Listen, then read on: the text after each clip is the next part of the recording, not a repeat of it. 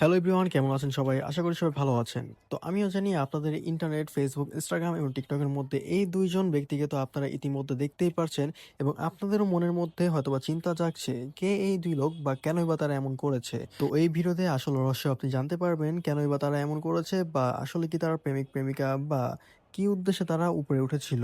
তো চলুন ভিডিওটি শুরু করা যাক। তার আগে বলে দিই অবশ্যই ভিডিওটি সম্পূর্ণ স্কিপ না করে দেখতে থাকুন। নিউ ইয়র্কের বিখ্যাত স্থাপনা এম্পায়ার স্টেট বিল্ডিং এর চূড়া থেকে রাশিয়ার এক কাপলকে গ্রেফতার করেছে স্থানীয় পুলিশ।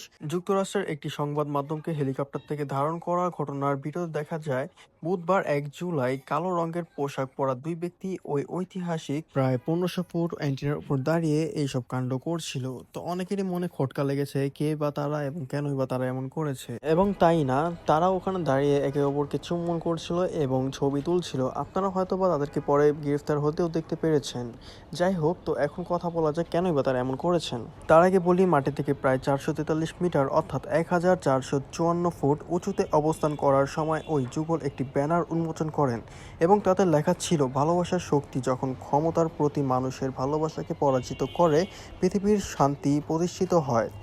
১০২ তলা উঁচু এম্পায়ার স্টেট ভবনের যে অংশটিতে জনসাধারণের জন্য উন্মুক্ত তার চেয়েও উপরে অবস্থিত অ্যান্টেনার উপর তারা দুজন দাঁড়িয়ে এই কাণ্ড করছিলেন।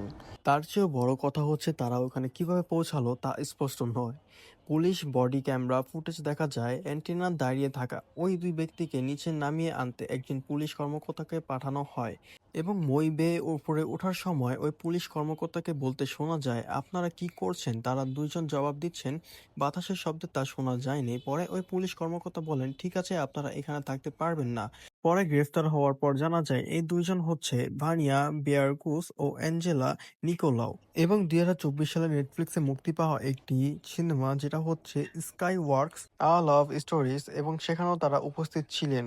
সো যাই হোক এভরিওয়ান, আমরা বুঝতে পেরেছি নর্মাল মানুষ দ্বারা এইসব কাণ্ড সম্ভব নয়। তো আপনার রিয়েকশন কি ছিল এদের কাহিনী দেখার পর, সেটি আমাদেরকে কমেন্ট করে জানতে ভুলবেন না। তো দেখা হচ্ছে আরো একটি ব্র্যান্ড নিউ ভিডিওতে। আল্লাহ হাফিজ।